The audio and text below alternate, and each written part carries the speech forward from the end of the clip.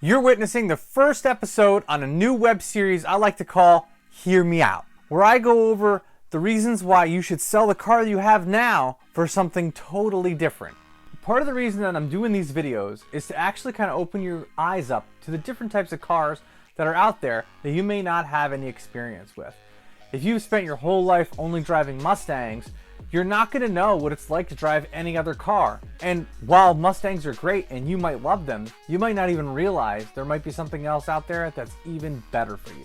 And speaking of Mustangs, I'm going to go over why you should sell your Coyote Mustang for a BMW F22 M240i. Now, I know what you're thinking. Why in the hell would I even consider getting another car like that when I have a Mustang? Now, me personally, I love Coyote Mustangs, and they're great. And me, if I actually was going to build one out the spec that I would want the new Mach 1 with the stick shift. And I know the automatics are faster, I just like that feel. But there's a lot of things you can't do in a Mustang that you really can do in a BMW. First off, let's talk about performance, because when it comes down to it, the Mustang and the M240i aren't really that far off when it comes to performance.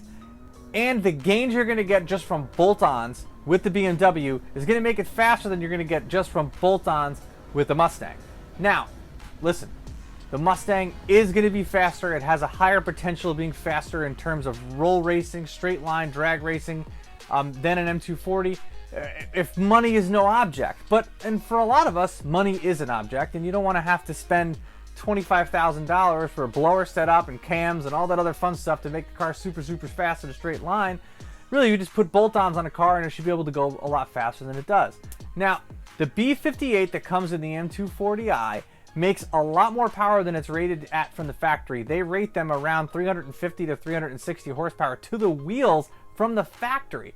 You add on a catless downpipe system, an intake, and a different tune that can handle some ethanol, and you're going to be making well over 450 horsepower to the wheels in a little car like an M240i. You put that next to a Mustang, and in a lot of cases, the M240i is going to beat it in a straight line, and especially from a dig. And that's the next thing I want to talk about. You can't really drive a Mustang on nice summer tires here in the Northeast. It's a rear-wheel drive. It can't get out of its own way if it's on summer tires, and even if you put snow tires on it, it's a rear-wheel drive car. It's really not going to be able to handle that. They do sell an all-wheel drive version of the M240i, so you can drive this thing year round, and it's going to launch a hell of a lot better than any Mustang you're going to have out there, unless you spend thousands of dollars on suspension modifications on the Mustang because it's all-wheel drive.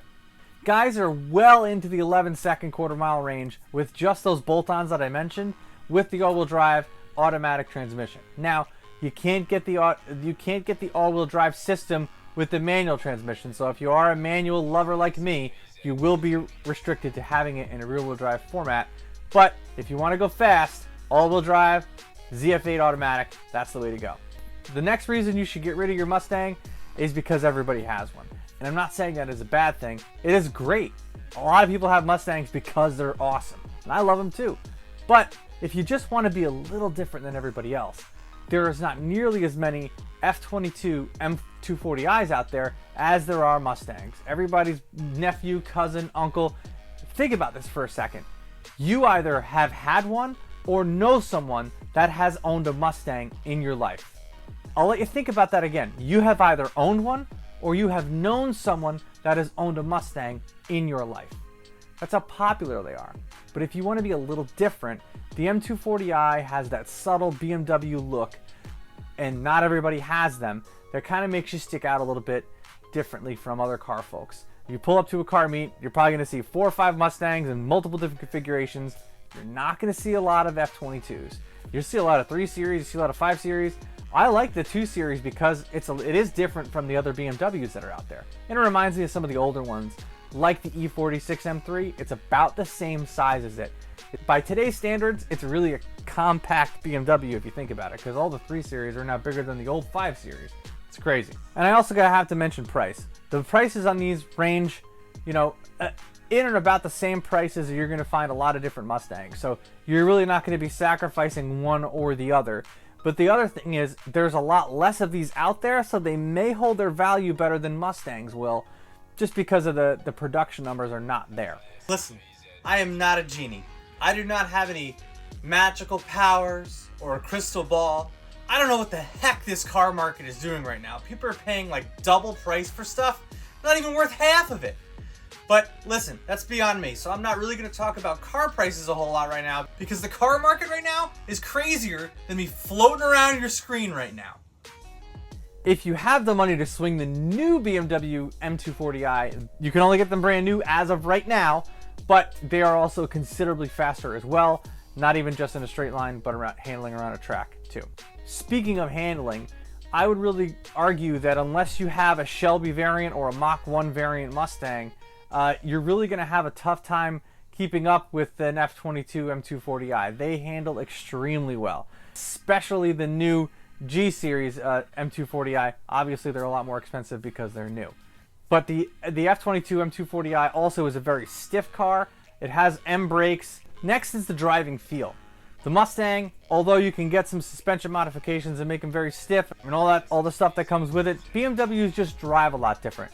The shifting feel with the paddles, much different, especially if you want to get a stick shift. I actually think the stick shift in the BMWs are some of the best that you can get out there, aside from Porsche. And that is putting the Mustang into that equation as well if you're into stick shift cars like I am. But the driving feel is a lot different. The interior on the Mustang just doesn't compare to a BMW. I'm sorry, but it's my personal opinion, and you can argue with me in the comments on that. BMW just has a superior interior all the way around. The ergonomics, the look, the feel, leather, Alcantara in some cases, the seats, everything's just more comfortable and more easy to use than you will find in a Mustang. At least that's my experience of driving it. I actually made a video a few years ago comparing my M235, which is on the same chassis as the 240, just doesn't have as good of an engine, comparatively to a Coyote Mustang, because I was considering buying one and getting rid of my car. But the end result was I did not do that.